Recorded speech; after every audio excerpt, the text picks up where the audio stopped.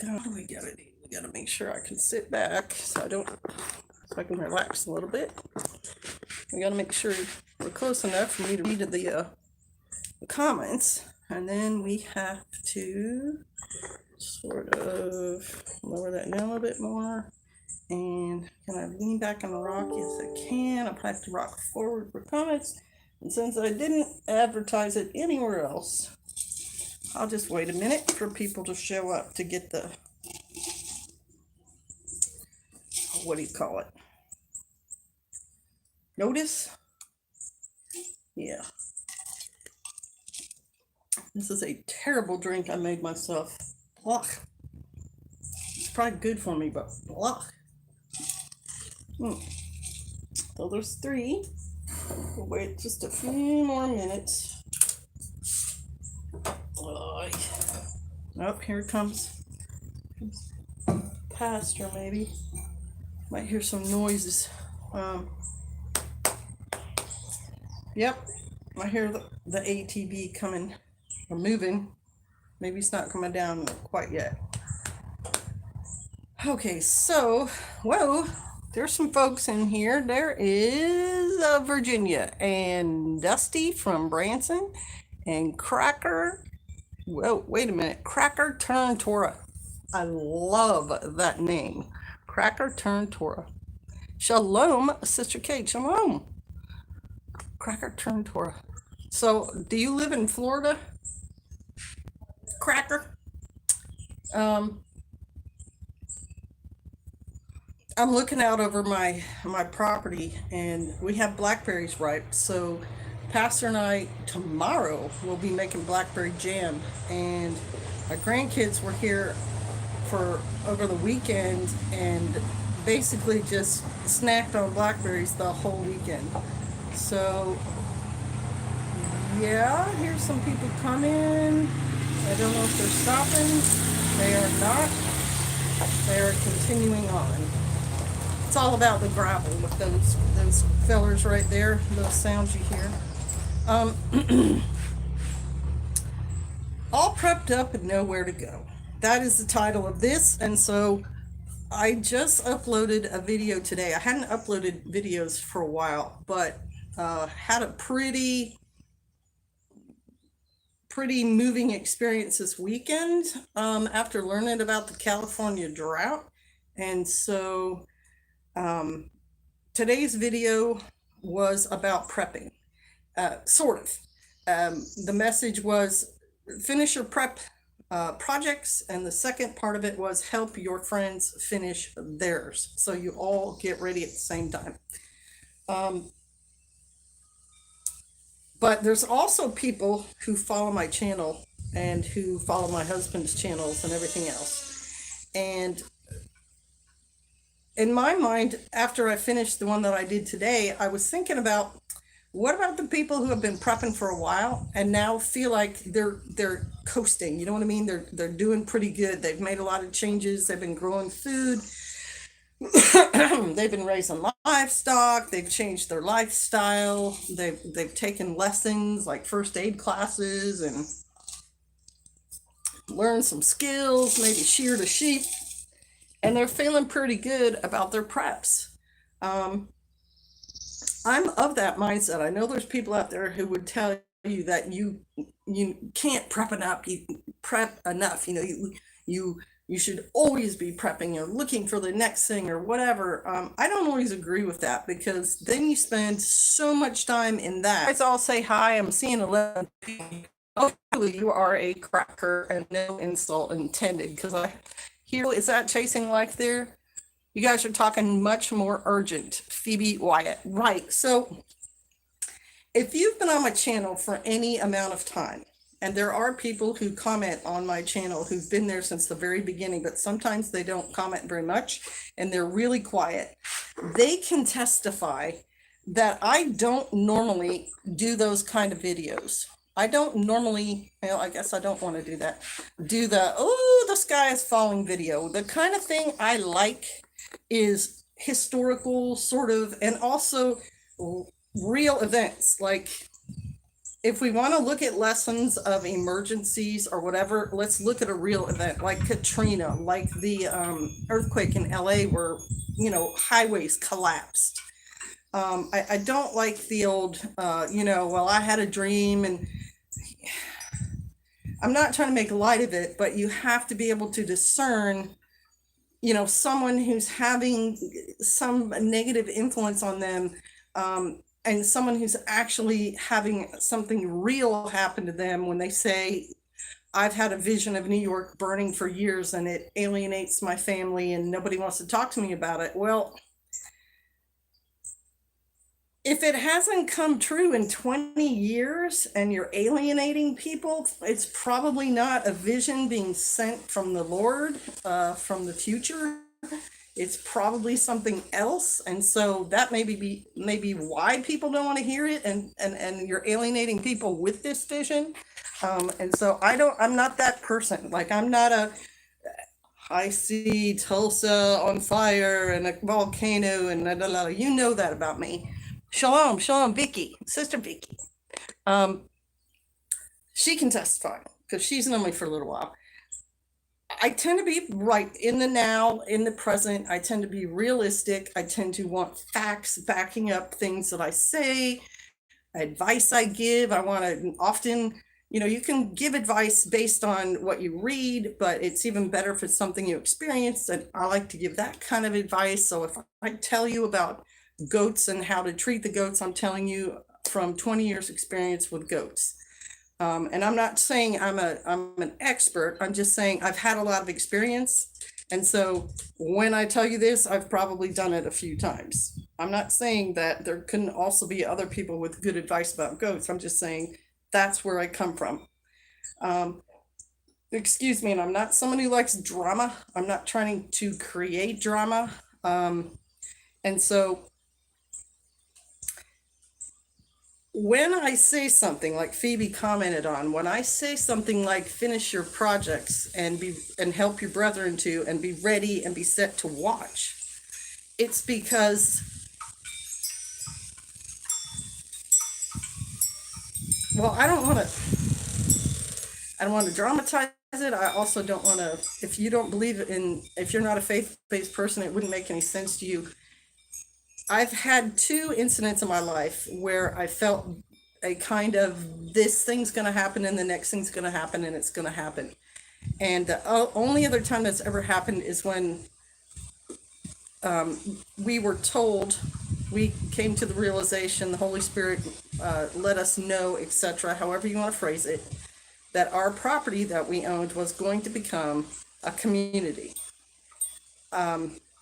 And again, I'm not going to go into all the specifics of that, but that is the only other time I have ever had something like what happened this weekend. And I don't want to go into it because it's just not like that. That video I did today is to just do the high points for people in general. There were specific things I was supposed to tell specific people and all that, but in general, relevant to a prepper, are the 2 things I did in my video today. So, are you a prepper, and do you feel all prepped up? Because I think preps should be based on, 1, things you think could happen based on what you're watching in the news and seeing in the news, and 2, things that could happen to you in your local area. And what do you guys think could be happening right now? And I'm asking y'all that. I'm looking for y'all to give me answers. Hunter Kirk, hello. Hey, shalom, Adkel. I replied to your comment. Always trust your gut feelings. They really lie, says Norm Holland. Oh my goodness. I got something to say about old Norm right there. Hang on. Much love to y'all. Thank you. Hi, Sister Kate just commented on your last post. Thank you, Norm. Norm is he's a holy shnikey. He is a very experienced, very skilled person. He sent a picture of his home to Pastor Joe and did stonework on it, and it is just gorgeous, So, well done, Norm. Okay, let's see what we got going on. I saw, thank you very much, said Michael. Do you ever feel completely prepped, says Sarah. And good afternoon, Christine. I am the kind of person who can feel completely prepped. I think that's a good question for all y'all to answer, because some people never do and they always think, I gotta do, gotta do, gotta do. Just to be realistic speaking, for Pastor and I feel pretty prepped up for us too. We have livestock, we have chickens laying eggs, we have ducks laying eggs. I know how to milk my goats. My goats have all been milked, they were experienced at it. We have a garden planted, we have enough food for us, we have basically living off grid here, survived 9 years out in the middle of nowhere. Now, I'm not saying we never bought stuff. Of course, we bought stuff. We're modern. But I think without a store there, we would still be able to do the kind of stuff we do. Like if I run out of soap, I know how to make soap. And we have supplies here, wood ash and stuff to make soap. Or have prepped enough, right? So, I mean, to answer for us, I kind of feel that way. And so then what do you do?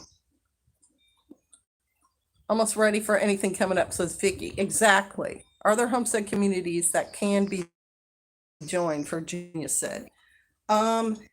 Yes, but it's a little late in the game, and you have to do the search, and you would do that search online for prepping or homesteading communities. We recommend the Ozarks. That's a very large area. That's like part of Missouri, part of Arkansas.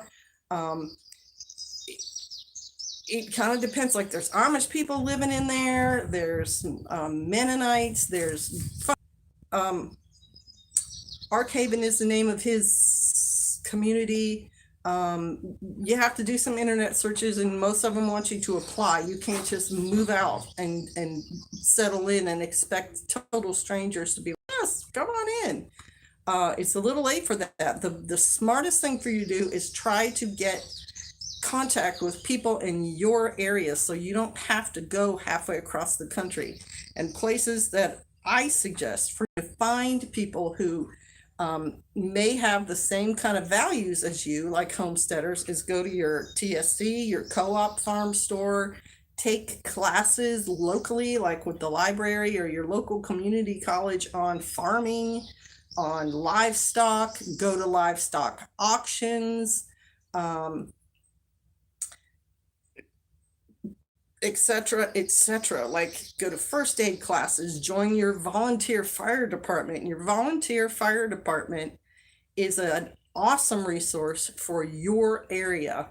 The guys who end up usually volunteering are outdoorsy. Some of them will love machinery and working on trucks and things.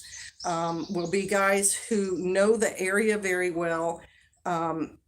And then when you start helping them on the department, they're going to start liking you better. And when you go on calls and you help save someone's house from burning down, or do a medical call and help someone's grandma get in an ambulance and go to the hospital, people start to know you and like you, and that opens doors for you.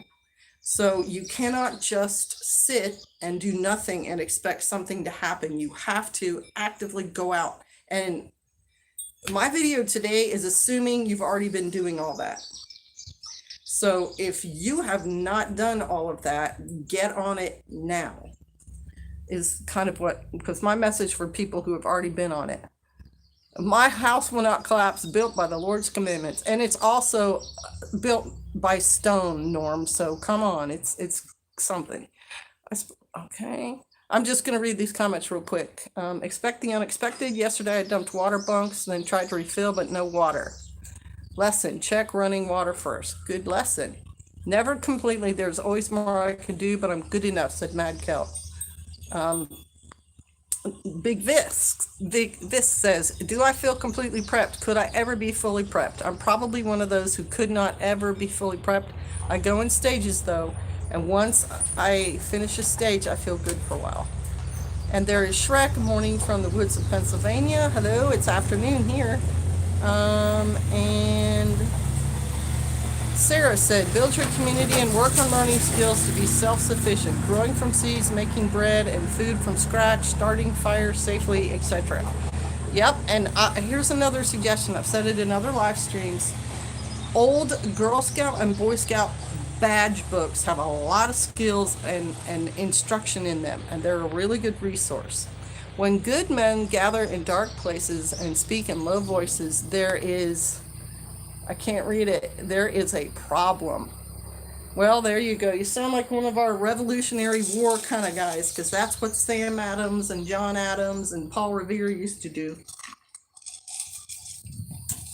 Yup. Now, having asked that and talked about that, what spurred me to make that video was finding out about California's drought.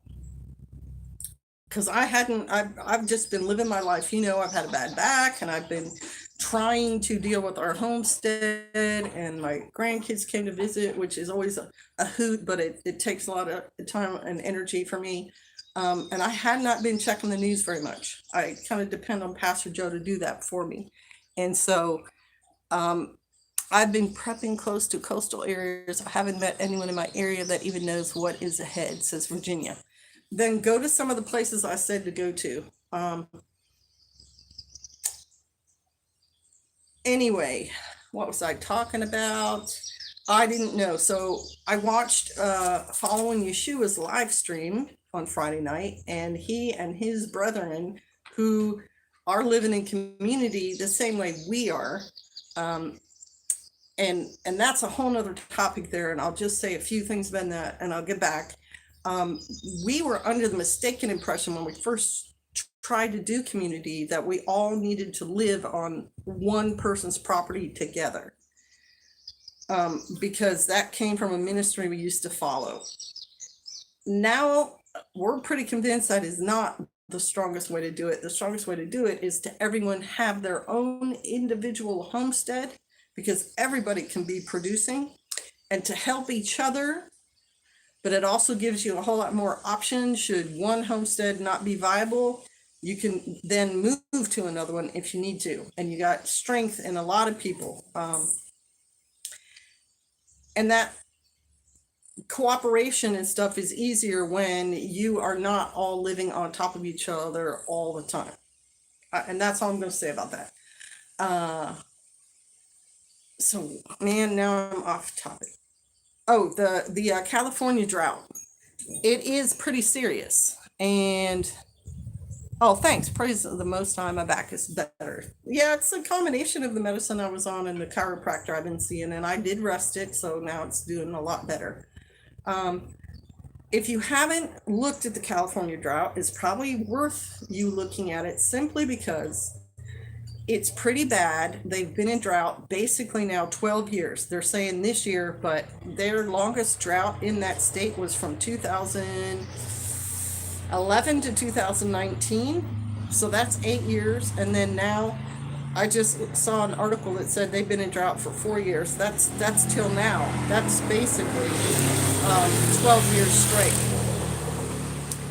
And the reason it would be significant to you and you and you and you and me is because I think I read 50% of the country's vegetables and things come from California, from the valleys and the hills and whatever in California. And so if they're in drought and they have water shortages, then they're not going to be able to produce enough food. Therefore, food will be scarcer and the price of food is going to go up for everyone. Yes, they are not growing food in California where most of our domestic veggies come from.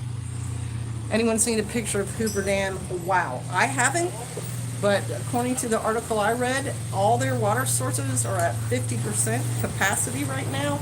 And when you look at irrigating for their yards and stuff, because there's parts of California that are naturally kind of dry, and their firefighting season, because they had pretty bad fires out in California last year, And the fact that they're going to have to use water to do that, it's just going to compound itself. That's not me saying it can't come back out of it, but that's me saying a prudent person, a thinking person would at least notice it and think, that could cause problems. Now, if you're already a prepper, then it shouldn't cause you any problems. Shrek says waterlow, because you've already got your garden started. You're probably eating stuff out of it. I know we are.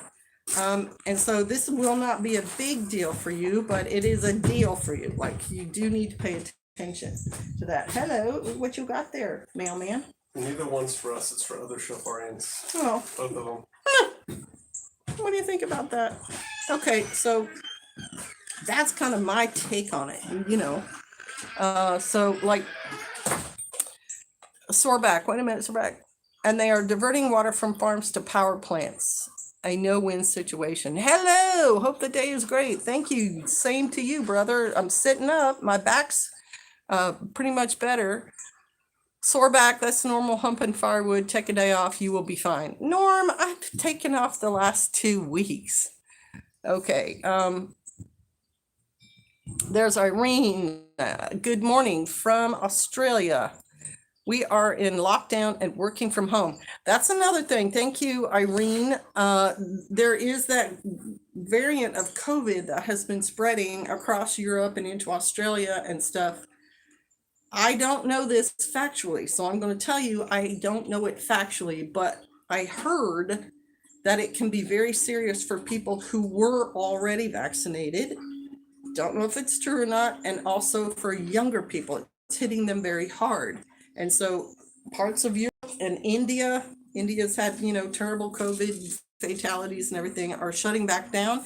And you may be seeing that happening here too, because it's supposedly already in 40 states. And it's so easily spread that some states may have to shut back down again. And that's going to come, put that on top of a food shortage. That's going to mean things possibly. Voting for a potato will not fix America. Norm, are you saying our president's not exactly up to snuff? Our water utility was reliable until this year. Area has water. There are other issues. Okay.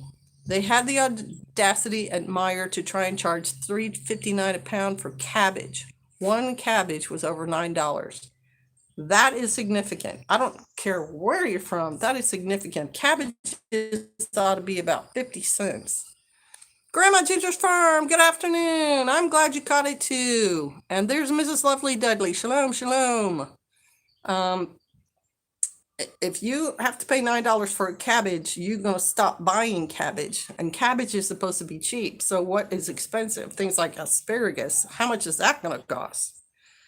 Okay, Shalom, how's the back and the core coming? The core is coming okay, and the back is doing okay. I had a chiropractic appointment today, and he basically said we're going to let it go for a couple of weeks, so I don't have to come in and get adjusted every other day and see how we do. So I think my activity level and trying to make sure I don't push so far that I cause the same problem I caused before. And he did give me some exercises for core strengthening. It's not that I don't have muscles in my abdomen. I do. I just haven't been working them lately. I've done a lot of sit-ups in my lifetime. So yeah, the core working out just needs to be gotten back into, not just taken for granted like I have been doing. And there's Lone Star Living. Hello, how are your lambs? You have lambs, right? And there's JC Collins. Shalom. Hang on. Oh, whoop, nope. Pushed the wrong thing. Let's go back. The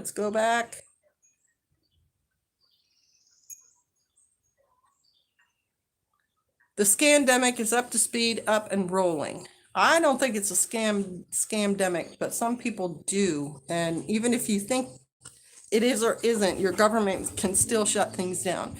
Saw a new sign about chicken shortage at Aldi's. Okay, and what part of the country do you live in? You don't have to tell me specifically, but are you East Coast, West Coast, Middle, South? Because Brother Chris, he had another video today, pretty good video on the food shortages. was talking about some sort of fake chicken, vegan chicken. Again, I had not read anything about that, but why eat vegetables and try to make them taste or look like chicken? Why not just eat the vegetables? I'm saying. And also, if you have chickens, you're going to have eggs every day. You have a protein source right there, even if you only had two. All right, so there's Peggy from Florida. Hello. Aldi in Western North Carolina has chicken. Got my doctor's okay for my gun license, so I'm not a psycho. Good to know, Norm. Never thought you were. You're quirky. The Red Tower, Wyoming. Hello. Your title says it all. So, Red Tower, do you feel prepped up? JC Collins says Oklahoma. Good, slow, and steady will win the race, says Mike James. Yes, man. One of my ewes had a single ram lamb a couple of days ago. Wish it was a ewe, but hey, it's meat in the freezer, and it's tasty, and it's valuable. The Earth Observer. Okay. Wait. Big Visk is from the East Coast. I've heard of, so I don't know firsthand, but heard it is going up in price. I believe that too. Is anybody a moderator in here right now? I don't think I do have any of my moderators in here right now. I might have to dub you Lone Star Living. We'll see. Okay. We are moving in the next month or so to some land farther out in the country, away from the cities, getting chickens on our What do you garden. need? Just someone to watch, Want me to slay somebody? Okay. but I'm not saying. Yeah, I got you. We are moving in the next month or so, set up, and the first thing, getting chickens is the first thing on the list for sure. And Sarah Hankins, I know I've done videos about it, I've done comments on it and everything else. Chickens are some of the easiest homestead livestock to have. If you can free range them, they basically feed themselves, and every day they're giving you eggs, they're giving you protein. It's just that simple. Have somewhere you can lock them up at night that is secure. If you keep them in a dog kennel at night, even when you let them out the next day, they're going to go right back to that dog kennel at night, and you can shut them in there, and at least the raccoons can't get them. Seriously, it's that easy. We need the tarp on the ATV. I don't know if you heard that. So I highly recommend it. Try to get chickens right now, because all of us types who like them and know about them have been ordering eggs and buying them up. You may have to try to order them online, but some of the hatcheries I know have no eggs available. So if you're going to move, you might want to be doing some research and checking in with your local co-op or your local farm store and see what they can do for you. Okay, Little Lone Star, my ducks have been laying like crazy the past few weeks. Got 2 dozen last week from 9 ducks. That's a lot. Mine have been laying eggs, and if you guys are on my channel, you know that I've had black snakes eating them all. Moved the 12th one last week, that snake. Came right up in the middle of the day, bold as brass. And then when I went down there this morning to let the ducks out, the raccoon that had broken into one of my barrels hadn't heard from him in a week, had gotten in there again last night because I didn't tie the top on, and helped itself to some sunflower seeds and ate an egg that I had left out accidentally, and a bunch of brewer's yeast I had in a bag out for my ducks. So I have to reset the trap tonight. Let's see what else you all are saying. PJ in the house. All right. Also, if hatcheries are out, you can find homesteading groups local to you that you can find chicks or hatching chicks from as well. And there was a shalom for him. And pink and blue sky tonight. God's wonders are amazing. They are. Every year we have a hen hatch unexpected chicks in some out of the way place. So we set up a small dog kennel just for them each year, a Rubbermaid tub inside for shelter. I'm about to buy a bird from a sister who's trying to downsize her flock, who hatched 13 chicks herself this year. And for once, I had a hen actually sit on eggs and hatch them. I've been here 9 years and not a one successfully did it. And she did it this year. And she was a gift from another sister. She gave me 3 of the same kind of bird. And so I've got 2 little chicks up there running around, and I'm happy as I don't even know how to describe it. And then I'm about to get another one who can do it. So if you get those broody hens, they are worth gold. It's not the goose laying the golden egg, it's the golden chicken hatching any egg. Because then you don't have to buy them from hatcheries. Well, okay. See this? Whoa, wait. There we go. And there is Mary Stone, or J. Mary Louisiana Stone. Bless you, T. Where is T? Got to get to training class. Have a blessed evening. Oh, there we go. Bless you too, brother. Okay. Agreed, security is the biggest issue with chickens. I wanted to go down that road. Hang on. Oh, I'm running behind.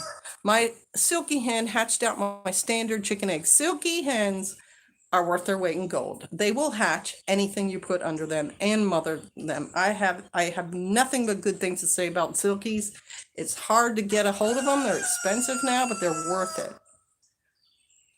We now have 29 ducks. Well, wait a minute. James Matlock, shalom, shalom. J. Mary, last one. Oh. Okay, thank you. We now have 29 ducks after one of our original 9 hatched out 21 ducklings. We're considering getting rid of some. It's a lot of ducks. 29 ducks is a lot. If you get rid of them, try to get a price for them, because I couldn't order ducklings from the hatcheries I tried. They have some value, so don't just, you can give them away if you want to, but you should try selling them. My opinion only. And the one that hatched out 21, I read somewhere that ducks sometimes will have just the one hen who will take everybody else's eggs and hatch them all at once. She's like the nanny. So you obviously have one, and she's also super valuable. Do you have tips breeding mealworms? I don't. I have not bred mealworms, but I've heard it's super easy, and I guess they have little mealworm farms you can buy, and you just have to feed them stuff like newspaper, and your chickens and your ducks and your fowl of any kind will eat that.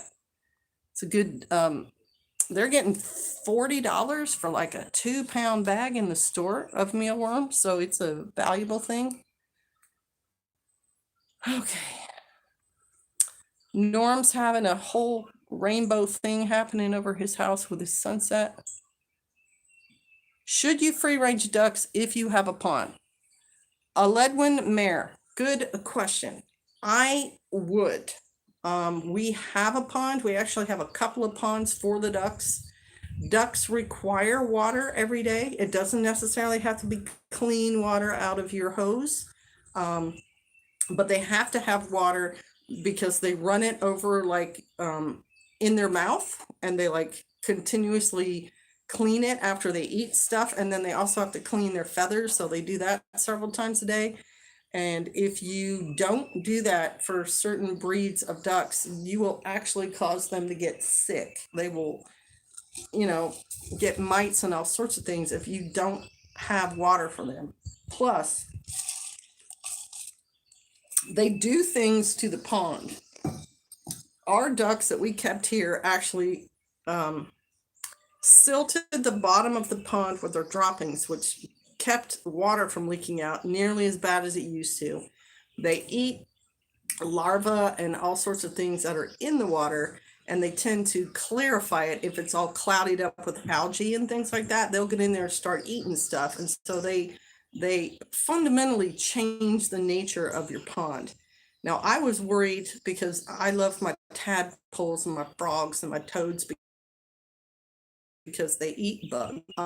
And so I thought that the there would eat all the tadpoles, and then we would not have the amphibians, but they didn't. Now I also rotated them. Like my ducks haven't been on my big pond for a while now, just to kind of let it recover, and it's recovered very well. But yeah, if you have a pond, you should free range them there, and also have some secure place for them to go at night. Whether it's, something on the pond or next to the pond. With me, it was a kennel across a road, and they would, if you keep them in the kennel a couple of days and then let them out, they can walk to the pond, play. They'll go back to the kennel at night. This is just see what else is going on here. Delaware chicken, no ducks. Did meat chickens this year, somebody said. It's a lot of work, but supposed to be, delicious. What do you think, Deb? Excuse me. Compost everything. The ducks will love it, and they need grit. Ducks also eat certain bugs, and wherever they go to the bathroom, that's fertilizer. So that's why my ducks are in my orchard. They're fertilizing the soil there. What kind of ducks do I have? I have a variety of ducks. I started with pecans, which are a big white duck, bred for laying eggs, and they lay, pretty well. They don't lay as well as a chicken, but they lay a decent amount. And then different things happen to them. They're white, they stand out, they're easy prey, they're kind of heavy, they don't really fly. And so through a turn of events, I was able to get free 13 ducks that had definitely some khaki Campbell and some cayuga. Khaki Campbell being a brown bird that's a good egg layer and good mothering kind of things, and cayugas are these gorgeous black ones that are also kind of hardy. And if you guys remind me, I'll tell you a little story about that. And they were, and then I got 7 ducks who had some Indian runner duck in them, which they're like a vertically standing duck. Great egg layers, but they're not mamas at all. And so they just lay eggs everywhere.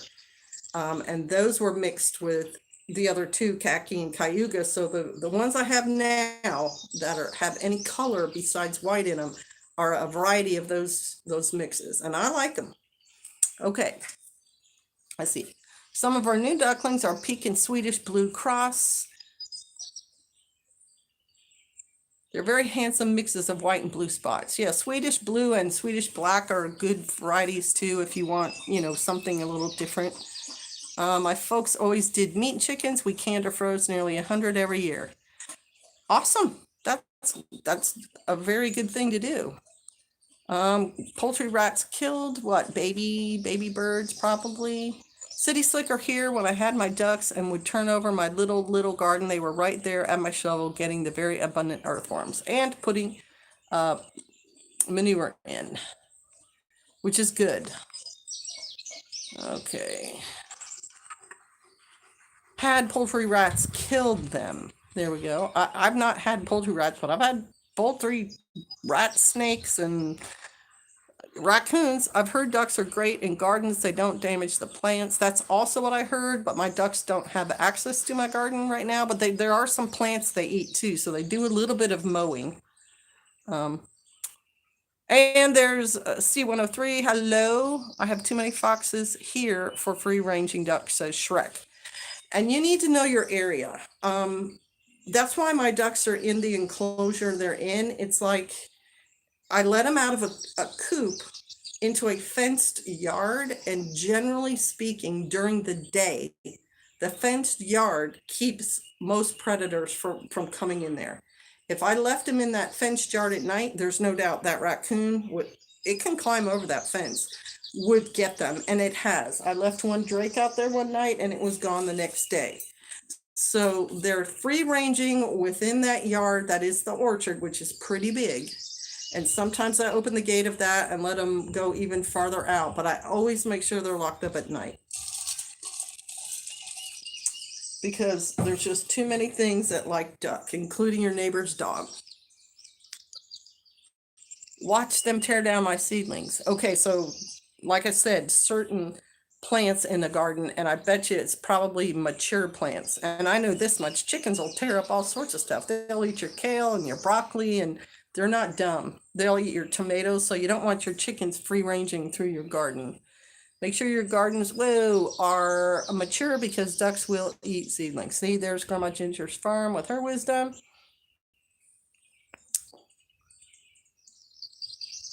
That's what I do, Lone Star Living. Yep, my ducks don't bother my garden, but starlings would wreak havoc. That's why, if you guys have saw on the live feed, not the live feed, the community section, where I posted a picture of Pastor and I, or me, under an archway. That's a cattle panel fence, arched, and we are going to pretty much enclose and put in raised beds, the tall ones, like the one I've had in past videos, inside those hoops. And that way, because I probably will, enclose that thing with like a mosquito netting. I'm not trying to make a greenhouse out of it, but what I'm going to try to do is keep some of the flying insects from actually getting to the plants and the soil in there. And I'm thinking that'll help me with those empire beetles, because they're not out in the beginning of the summer. So if I get the netting up before they come out, they hopefully won't be able to get through the netting to the plants that I plan on having inside that. Plus the greenhouse, I did put an end, and I have a doors, quote unquote, they're wire fence panels right now, and I need to kind of make them more smooth and fit a little better and attached a little better. But then we can try putting plastic over that greenhouse and see what we can do in there for starting plants, or possibly having chicks in there or chickens in there to tear up all the ground and the whole area where I'm growing stuff after it's done, and see if we can get them to clear it out inside there. But the ducks ate all my seedling castor bean plants, about 50 of them. That's kind of a, have to schwack yet another ground. But they're so cute, Mad Kelt. D Earth Observer, do you have beehives? And Shalom, Jay Morris. Shalom, shalom, brother. I will answer your question in just a minute. We had coyotes, but not anymore. Make sure your gardens are mature. Okay.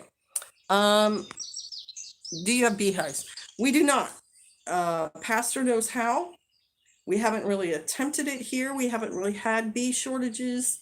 Last year or the year before, I posted I don't know if it was on the community section or in the video section, one of our bushes here that was just humming with bees. I walked out the front door and I can hear the humming, and I was like, what is that?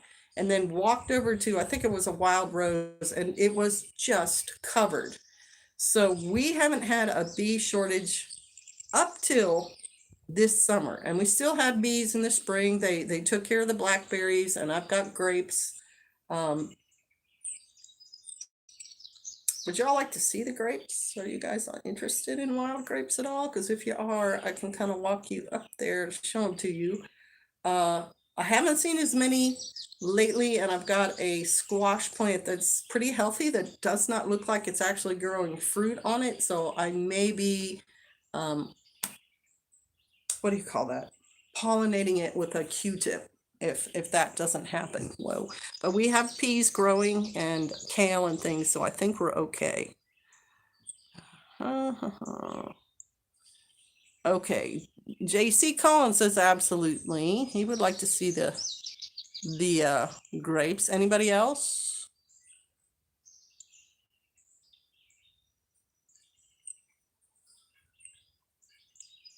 My staghorn sumac brings a plethora. Awesome. My staghorn sumac is in the wrong place, and I want it out of my blackberry row. Yes, wild grapes. Isn't it pretty late in this season for peas? I planted mine kind of early. Pastor planted his a little bit later. It is really technically, it's probably a little too hot, but I meant it in a general way, Lone Star. Oh, okay. So grapes, yes, please. All right. So let me disconnect and begin walking And it's so exciting here. You're going to get to see a gravel driveway. Woohoo! There's a chicken coop up there. If you've been on my channel any length of time, you know where I'm going. You've seen me come up here multiple times. So this, where is it? Let's see if I can see it with the way the sun is shining. Where's my arm? That hump out there, that green thing is where the grapes are growing. I had put some dead tree limbs out there and made a teepee, and then I really need to up it because it's probably going to collapse. But here are the grapes. I think you can see them. I do a quick little scan around the thing. Okay, so those are wild grapes. Those are wild grapes. We did not plant a commercial grape there. And earlier in the year, look at that, some bug, it might be Japanese beetles, is laying eggs in the leaves right there. And what I do, there's a Japanese beetle right there on the plant. Hey, I try to crush those and feed them to my chickens. I pruned the vines in February, made sure they had something to grow on. I sprayed the plants with that mixture I talked about. It was 2 tablespoons of baking soda, 1 tablespoon of salt. Earlier, when there was all that rain, I sprayed the whole plant because we do have this like brown rot thing, and it will kill leaves and everything. It's actually, no, that's the other one. I don't see it on here right now. And my thought in spraying that was it'll dry that, because when you get so much rain and heat like we get, fungus is a huge threat. As a matter of fact, that's not it either. Let me show you these plants here. Woo, sorry. These plants here had that fungus really bad, these grapes, and so they have done poorly. They all had bunches on them. You can see the bunches right here, and those bunches have not grown hardly at all. So that fungus just tore that plant up, whereas that one, and that plant also is at a disadvantage because it's coming out of a blackberry row, and so it needs to be spread out. That's one of the projects I wanted to do while my back was out, because it needs to be a trellis set up. I was actually thinking putting the trellis all the way across the road here. Here's a trellis that we had for another vine, and then it was climbing on here, and then it didn't end up coming. Here it is right here. It's kind of stuck on the grass, this grapevine, and I have been here trying to put it on, and for whatever reason, it's just hanging on to the grass. But that's the kind of thing that one needs to be on, but it affected how those grapes grew. So that one being all by itself and having a good support, it allows the grapes to grow better. You fertilize grape plants, you do, and then when the grapes are that size, you pick the leaves off from around them and above them so that the sun and the wind can get to those grapes, and the grapes rot from fungus and things. They are ripe like September timeframe because they're the wild grape. And so there you go. And I will look at your comments and see if you guys have questions, because I couldn't see it in front. Welcome. Whoa, waffles. I love waffles. Whoa, great info. Thank you, says JC. You're welcome. I harvested my first 2 pea pods today and half-gallon bucket of raspberries. My grapes are in their 2nd year, but my mom's Niagara grapes are up, and chicks' eggs are overflowing. Wendy, sounds perfect. If you have not homesteaded much before or tried to grow your own garden, just know up front, unless you shelled out a pretty good amount of money for fertilizer and really top quality soil, that you're going to have some stuff that does great and some stuff that doesn't do great.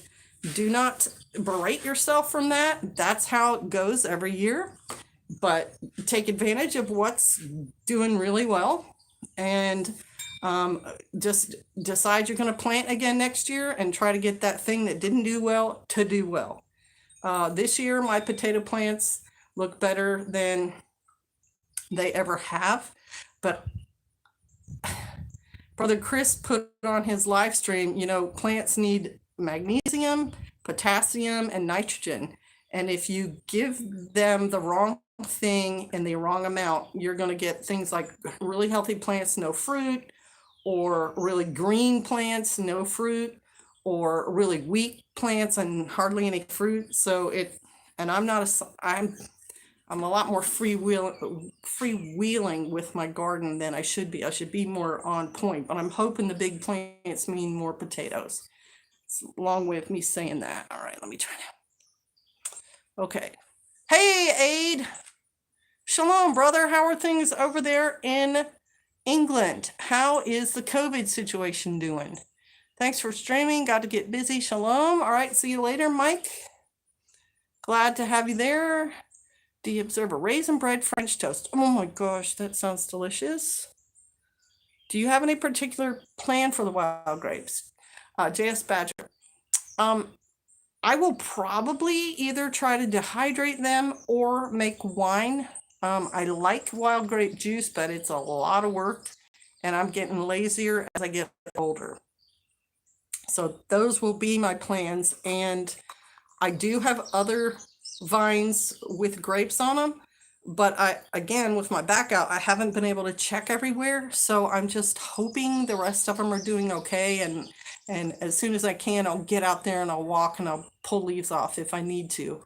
And those also, I don't spray with like bug spray or any kind of chemical, and so sometimes raccoons and birds and stuff will find those grapes. So my intent, and we'll see if I get to do it, is to cover each bunch. I did it with pantyhose last year, but I think that's probably not the best thing. So I have some mosquito netting that I'm going to try to cover each bunch so that deer and stuff can't just eat them right off the vine. And that has worked for me in the past, but the nylon held that fungus I had last year, and so it rotted some of my grapes. All right, my squash plants look fantastic, but no fully ripe fruit yet. Right, JC? So you may be short on something. You may need some blood meal or some bone meal in your soil, some kind of fertilizer. I did notice up there, I finally have a fruit at the top of that squash plant. It's right at the top of that mound of green up there. I saw a squash growing on it, so hallelujah. There's John Barrett. Hello. I was curious earlier if you've ever used your grape leaves to cook with. I bet you're going to say. Make dolmas. I have not made dolmas, but I have put them in my pickles because it's supposed to help your cucumbers be crisper. And I have eaten dolmas before, and I think it's pretty tasty. So I'm not against cooking with them. Shalom, says Jesus. Just got home from work. Well, welcome home, Jesus. How's everything doing? Do you feel prepped up for all you all who came in later? Do you feel prepped up? Do you have any prepping projects you're working on right now? Do you have other people that you get to kind of share prepping experiences with? And I do have a video. I think I called it Homesteaders Anonymous. Like Facebook pages, I'm not on Facebook, but chicken lovers Facebook page or Instagram for sheep people or anything like that where you get to share your experiences and learn things from other people. So that's 3 questions. Answer one of them, please. Or do you grow nasturtiums? John Barrett, thank you for asking. I do. I love them. I grew them up in the Pacific Northwest, and I just adored the plant. And I've tried so many times to plant them elsewhere. And this year I have some growing in 2 places in my yard. And I'm so excited because I know you can eat them. And I know when they grow their seed pods or whatever on them, you can eat those too. And I really want to try frying them. I do not feel prepped up enough, at least not to feel comfortable, yet I know my tribe family is covered. Well, they are covered. Um, and I know there are people who never feel like they're prepped up enough. And the reason I ask is because I think, I'm not predicting anything here, but just looking at the news about California makes me think it's probably important that you do prep. And we shall see what happens. That's not me being like, first of all, a biblical prophetess does not foresee the future like that. She brings the word of the Lord as he gives it to her. So I'm not saying that. I'm also not saying I looked into a crystal ball and I know the future. I don't. I'm looking at present things happening in the news and thinking, it would be a good thing to be ready should something like a food shortage happen next year. That's what I'm basing it on right now. Oh gosh, I wish I had more help. We feel good, but are still improving. Hunter, that's never a bad position. My preps will do, but there's always room for improvement. All right, and a lot of people feel that way. And if you have time to do improvement, then do it. But if you feel pretty good, then watching right now is what I advise. Just watch current events and kind of try to see how things are going to go. Susan O. Ball, working on solar and clearing off land to expand projects, freeze drying like it's the end of the world. Nice. Are you doing whole meals or just like bags of peas and bags of green beans and chunks of pineapple, or what are you freeze drying? Okay.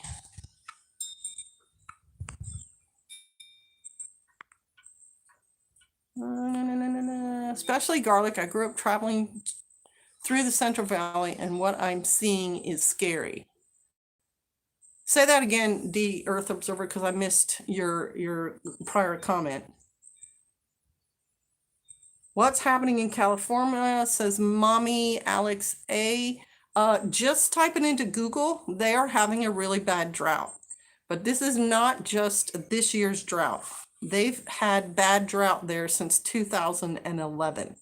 And so with the drought comes a reduction in their production of food, which they're about 50% of our vegetables in America come from California. And that's just my real quick explanation, but Google it. Know how to save and grow food from seeds. Hubby and son are mechanically inclined. Whoa. Thank you, Sister Kate, for the encouragement and words of wisdom. I had a discussion with a neighbor that moved further into the woods. He gave me permission. Wait a minute. I can't see the comment. Permission and showed me access to the underground spring. That's worth its weight in gold, too. Holy cow. So we are prepped as much as we can right now and have several skills we've been honing, and we'll just continue the way we've been as God allows. Perfect.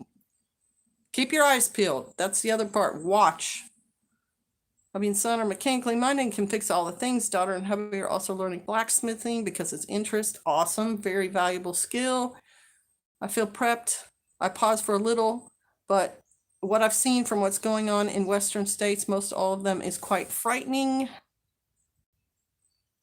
It's like it's on fire. Never ever had any wish to go to California. Right, Phoebe. That's kind of my point. Without try not to be, off the chain about it. I know I keep putting my hand over. I know the Clavy River and Tuolumne River, well, also Stanislaus River. This is unprecedented. There was a temperature recorded in Oregon today of 121 degrees, maybe 123, because we got this information from a comment on somebody else's channel. That is record breaking. It has never been recorded that hot in Oregon before. And I think that was Eastern Oregon.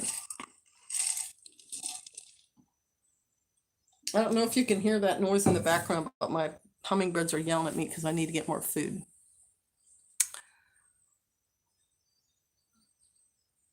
I grew up in Twain Harte. All right. So Mm,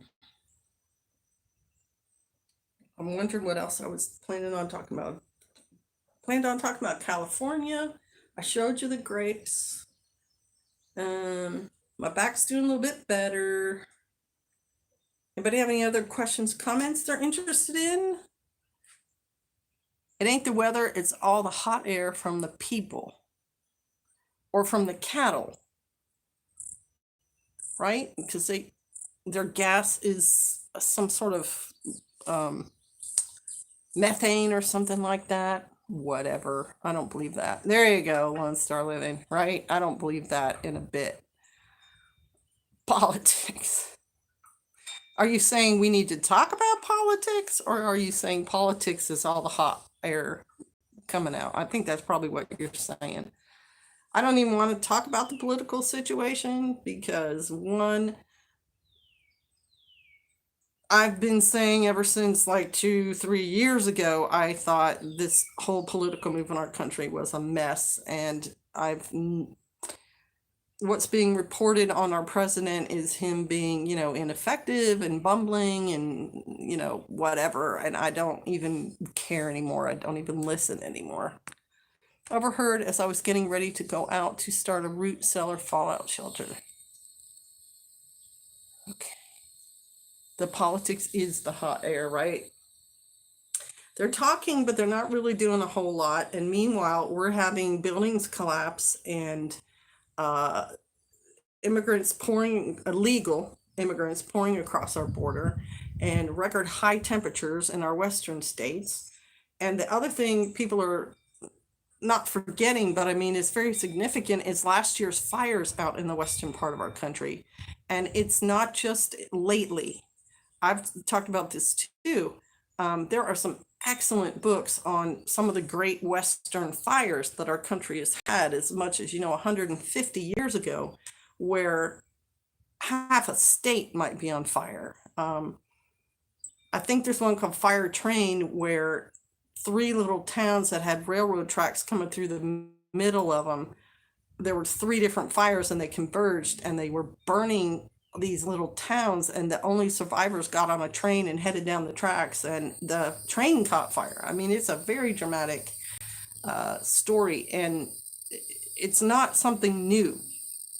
The western states know they have dry periods, and they know if there's thunderstorms and there's lightning, there's risks of fire, and there's a lot of wildland firefighters out west because there are very I don't want to say inhospitable, but like very dramatic mountain ranges and things where these fires happen, and it's dangerous firefighting and it's hard to get in there. And if you have a drought happening and less water, and water that's being shunted to run, like turbine engines and not put in farm fields and so on, they're saying the fire season out there could go from fall, all summer long into fall and into winter. So it could be very dramatic. I'm not saying it's going to. I'm saying last year was pretty dramatic, and there's a possibility that this year would be very dramatic fires. And brother, prepping question, does bottled water expire? It's a trick question. It is in the non-BPA bottles and I rotate, but should I worry?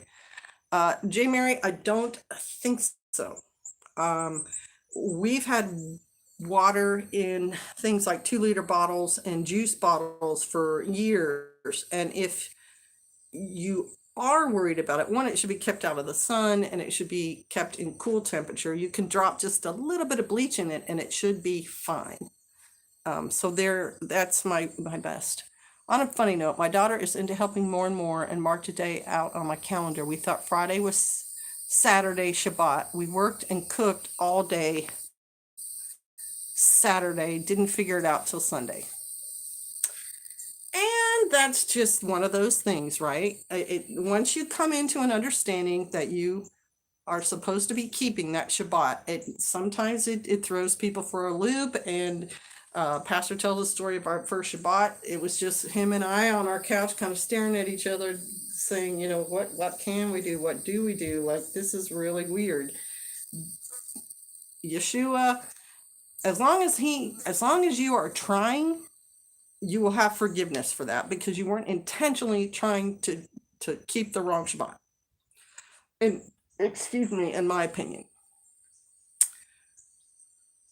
I keep gray water in old used 2 liters. I don't worry about its rotation. And use it on your garden, use it on your trees and stuff. Yeah, save that water for washing or something. When I was 17, I lived in South America, and listening to their politics was so ridiculous, I mocked it. Not till 20 years later, I feel we're in the same boat. Exactly. And the adults of today don't have the perspective that we have, having seen like Gerald Ford be president and Jimmy Carter and Ronald Reagan, and how the country goes from, everything's. Carter had gas shortages, and Gerald Ford was a, bumbling fool, supposedly wasn't a dumb person, but, and then, Ronald Reagan takes over, and he's very patriotic, and the country's strong, and you get these young urban professionals, and tech starts taking off, and then Clinton comes, and it's just right back down to scandals, and, Monica Lewinsky and everything, and then, up and down and up and down and up and down. And these young people don't know that. And so, the press painting Donald Trump as an orange puppet flavors their opinion. And because they're so young, they don't understand how much he did for our economy. And, foreign countries were afraid to invade and things like that, because a strong American president, that's what happens. It's when the weak ones are in office that the coyotes are circling and are willing to nip at the heels and stuff like that. All right, let's see. Following Yeshua? Hang on, wait a minute. Another question. Do y'all grow loganberry? I'm currently looking. I do not grow loganberry. I don't have an opinion for you on that. Was following Yeshua here? Shalom, Mother Kate, bless you, Pastor. Oh, shalom, following Yeshua. Just so you know, because I don't know if your live stream on Friday was the precipitated the whole, I called it Holy Spirit download that I experienced. And what you're doing videos on, and what we are experiencing here, is running neck and neck parallel, and I see that as a Holy Spirit confirmation of things. It's a really wow thing for us, because we've been doing videos and stuff like that for years and years, and have never had things run so neck and neck for as much as they are right now. And you guys are, it's your path, and you're on it, and we're on our path, and the paths are just, it's impressive. And there's Nidavellir Forge. This is not the country I grew up in. Oh, and praise Yah, hallelujah, the sisters are elated to talk with you.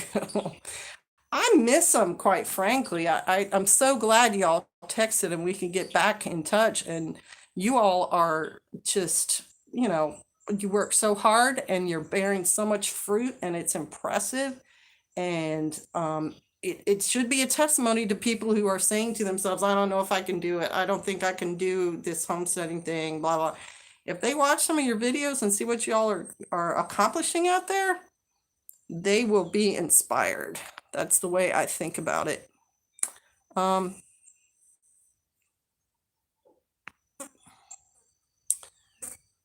What is the biggest prepping lie you would like to set straight? Example, your canned goods have to be used or thrown out by the expiration date. Prepping lie. I don't have one in that context. What I see as a real danger in the prepping community is people who don't have experience and knowledge pretending they do, and putting out bad information, and also trying to sell products that aren't time tested, or they don't have the knowledge, like people who live in the city trying to tell you what farm equipment and things that you should be buying. That I don't like. I see that as kind of like a lie. I mean, and so that's what obsessed me about the prepping community. People saying, oh, you need to buy this knife, and you need to buy this thing, and they've never used a knife. They've never, gutted an animal or butchered an animal with a knife, and they don't know if this thing's going to work well, and they just want you to buy it because they're hawking it. Things like that. People who talk about goats who don't have any experience with goats, or chickens when they don't have any experience with chickens, and that's what bothers me the most. Be well and joyful of heart. I'll finish up with the replay. Okay, Wendy, it's good to see you.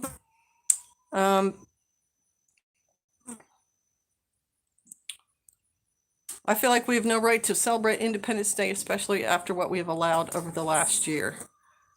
Brother, I think that's a personal decision for each person to decide. I certainly don't see Independence Day being looked at in the way that it actually was a miracle at the time that it happened compared to what the world was experiencing. Heading to NWA next week to start a land search. Pray alongside me that I'm a success and can start my homestead. Okay, Mama B, you got it. Hopefully the Lord will show you a piece of property that just makes your heart sing. Be well and joyful. I'll finish up with blessings to you and Pastor and my new friends on the chat. I'm glad to be back online, just able to catch up with y'all. And it's good to see you, and I'm glad things are going well with you, Wendy. By the way, I love you and your husband's video. Very, very knowledgeable. Thank you. You're welcome. That is definitely one of the causes behind the videos, is just to give accurate information backed by experience. We do have a lot of knowledge. We've world traveled. We have several, at least a couple of degrees between us. We have scouting leadership experience. My husband's got military experience. I've owned horses, goats. You know what I'm saying? Like we've been there, done that in many ways, and we want to help people who want to be there do that and save y'all some of the trouble, and give you tips that hopefully help you be successful. And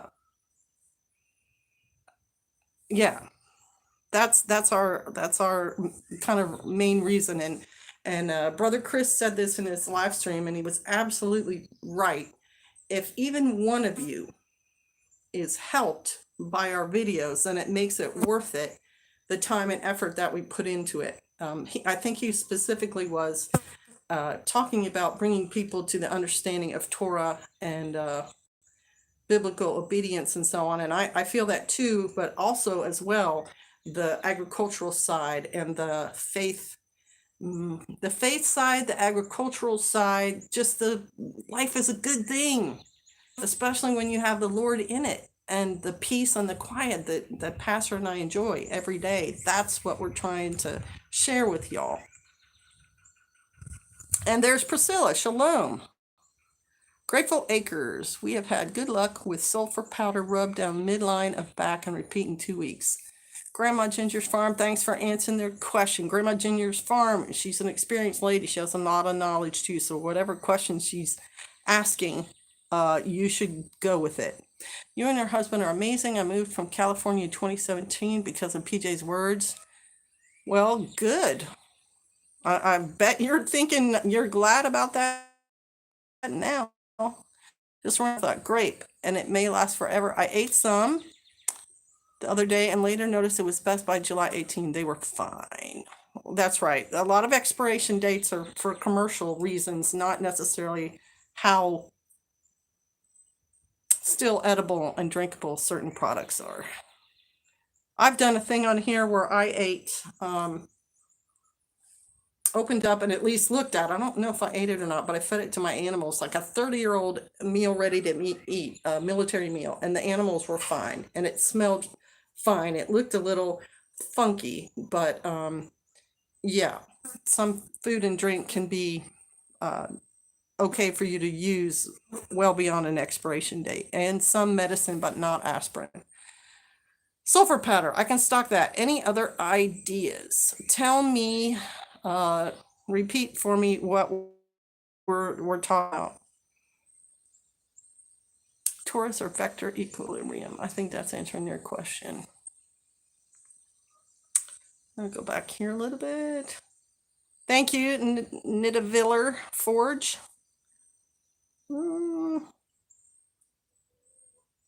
Yeah. Grape nuts, the cereal. Oh. But there's something about sulfur.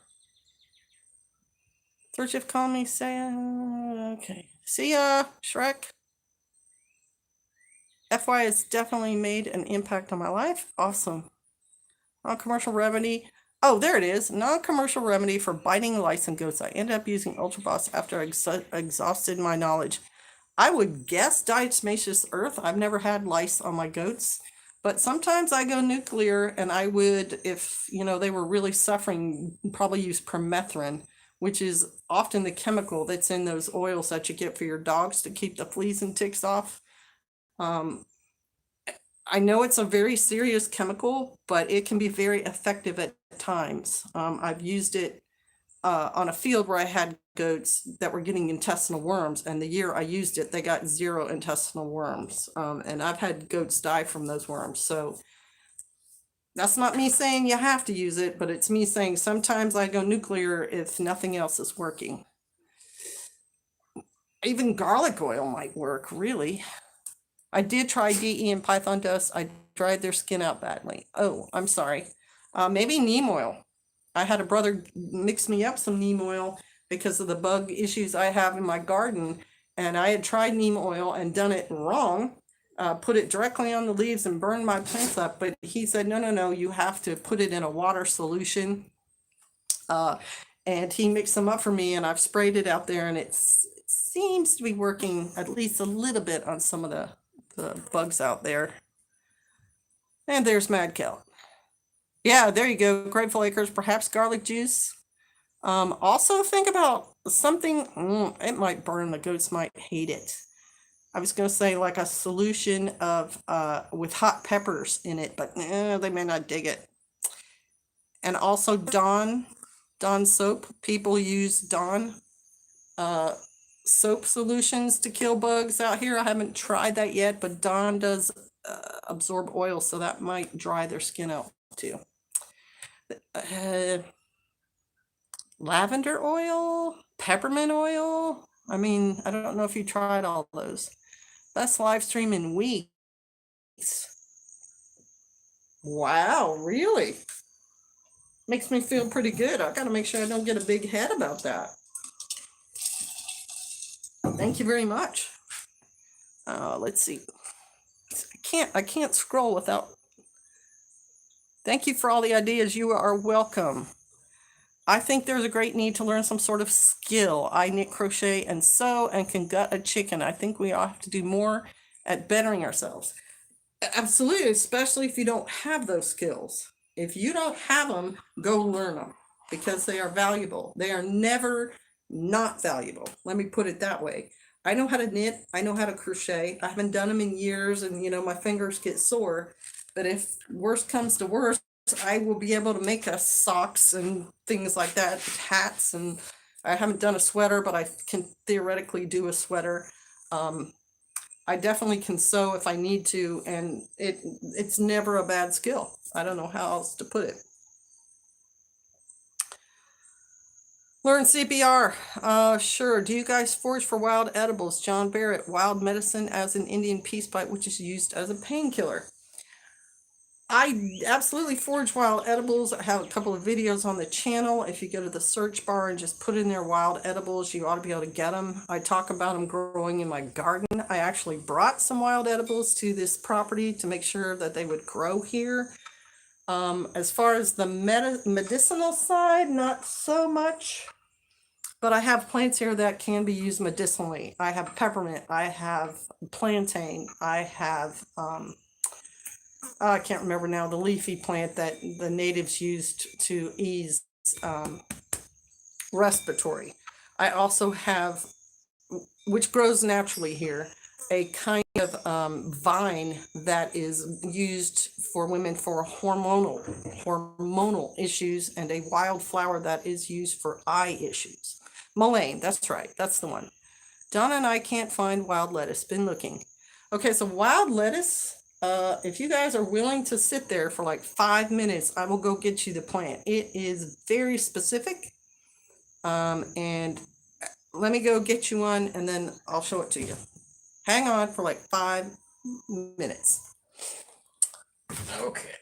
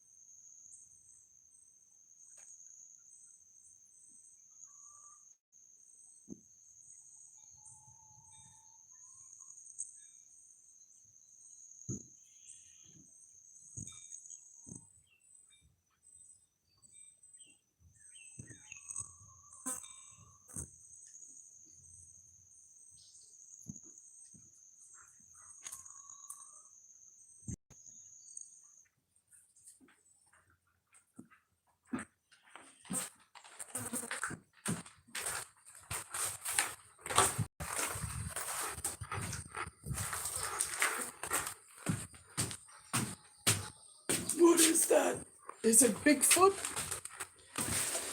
No, it's Sister Kate. Okay.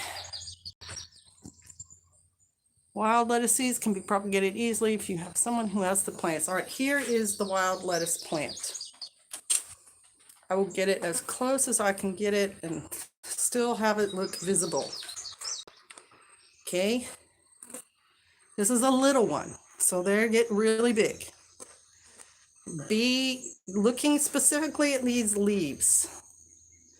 That's right, about the mullein. Okay. You see the shape of the leaf? Long, kind of thin, kind of ragged edges. Key thing about them is they have little spines on the underside, right here. They're little rough spines. I don't know if I'm going to be able to get the camera to pick it up on them, but you can feel them right there. It's almost like little fish vertebrae. And then the plant itself, they get huge. So this is just a little teeny guy, but it's easy to get it into the camera. When you break the leaf off, and this guy might not do it, it's so little, there should be a milky liquid where you broke it. You can barely see it. That liquid is the thing that's a pain reliever. I mean, even to eat it, and see it's kind of bitter because it's later in the season. Even to eat it, if you catch this plant before it starts to, shoot up and spread out, the leaves aren't bitter to eat. They taste okay, and you will actually feel like you've had an aspirin after you eat your salad because of that white stuff. But there's a process to boil it down and to dry it up, and then you've got a concentrated version of the painkiller. So that's what there. Okay, you see the spine and the coloring on the leaf and everything else, and know that it's got little tines on it. Okay, that's about, I can't get more graphic than that for you. This is it. This is wild lettuce. So there you go. UFO, that is wild lettuce. Wonder if you can make an alcohol tincture with it. Sarah, that would be a quick Google search. I think to make it to be the painkiller, you have to boil it down first. That sap helped cure my wart. D, observer, I wish that were true because I've got a wart I'm trying to get rid of, and I don't know if it would. I make a half gallon of wild lettuce tincture every year. So there you go, Grandma Ginger's farm. She answered the question. And she knows this stuff. She's not just talking. Anyone know if wild lettuce would grow in Zone 5, Maine? We have mullein, dog plantain, but I've not seen that. I don't see why it wouldn't, because lettuces generally like cooler weather. You might want to start looking on the side of the road because it should be kind of big now, and it may even start going to seed now. Thank you so much. I deal with chronic pain and want to use natural healing plants and sources. You are welcome. Dandelion sap. Not sure about dandelion sap. I know you can eat dandelion, you can eat the flower, you can eat the leaves, you can make a drink out of the root. It grows in Michigan. We were Zone 5. Up, Grandma Ginger's farm says there. Zone 5. Hey, a champ du soleil. Good to see you. Shalom, shalom. I'm sorry you missed the service on Shabbat because there was some pretty interesting information given out there. But maybe somebody has filled you in about that. And if not, I'm more than happy to offline. I will look more, have lots of yarrow on the roadside. Awesome. Okay, let's see. Check Herbal Jedi, but Herbal Jedi, I'm sure he's done a lot of studying on herbs and weeds and everything like that. But I also, I was told by a woman who lived through the Depression about the curly dock leaves and the, you have to forgive me, it's getting the end of the day, and the lamb's quarter leaves and how they ate it. And I was doing that, Shalom, shalom, Mary. And I did that for several years. And then I thought, you know what? Sometimes herbal stuff and, what Malaine does and so on is word of mouth, and it's not always accurate. So I checked it on Wikipedia, and they said, yeah, you can eat it in the spring when the leaves are young, but you're not supposed to be eating the curly dock leaves, mature plants, a lot of it, because some weeds and stuff like that have acids and things in them that are not good for you. And so damage to things like your liver and kidney from plants you're not supposed to be eating, it won't show up. You're not going to immediately necessarily feel that something is happening. And so just take every person online and their recommendations for things you can eat and can't eat with a grain of salt and go check it yourself. Now, as far as eating grape leaves, that's thousands of years proven. The Greeks have been eating them forever. Mediterranean diet's one of the healthiest diets on the planet. And if you research lamb's quarter, lots of research on lamb's quarter as a very healthy wild edible, etc. Clover tea, all that. Just take things with a grain of salt, no matter who says them, and check them yourself. All right. And there is Grace Acres. Just found out celery seed is good for high blood pressure. I've Rose of Sharon. The flowers are edible. You can have too much of a good thing. Applies to all areas of life. That's right. I'm going to let the wild lettuce go to seed and save them. I did that in my garden. I'm like, even if I don't eat it right now, I should let it. It started to take over. So you got to be careful with it. I had it growing in my greenhouse, and then it started to get that mildewy powder stuff, and it gave it to my peas, and there went the pea plants. So just beware when you let a weed grow in your garden, because it's a weed and it's been doing its thing for a long time and can take over wherever you put it. The same thing with the lamb's quarter. I don't let the lamb's quarter grow in most parts of my garden. I have a whole separate bed for it on another part of the property, and I let it grow as much as it wants there, because it's not going to take over my tomato plant area. But lamb's quarter can take over a garden. All right, let's see. Daylilies are edible.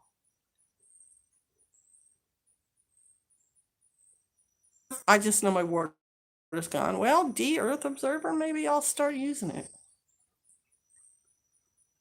Okay, y'all, I've been on an hour and a half, and I'm hungry. I want to go eat dinner.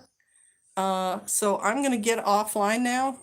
I am so grateful to following Yeshua for his live stream, and his video today is pretty strong stuff. Like if you're not able to have someone telling you straight from the shoulder, don't watch that video.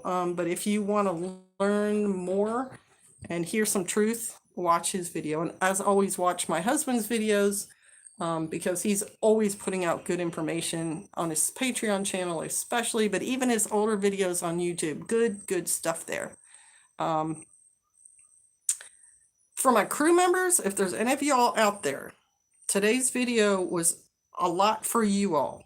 So just take that with the grain of salt. Mrs. Lovely Dudley, it's great seeing you too. I hope to see you in person soon. I don't know if it's going to happen soon, but I'd love to see you and talk to you in person. Warts are a virus. So you can have iodine in your diet, but it's a virus. And so if you get one, you're fighting a virus. You're welcome, Caleb. Always good to see you. Thank you, Grace Acre. Thank you both for your videos. You guys are most welcome. Thank you for your comments. Thank you for coming to the live stream. Keep prepping. Keep your eyes on stuff. I say that all the time. I do say watch and see, what events are happening. But that's just being an adult.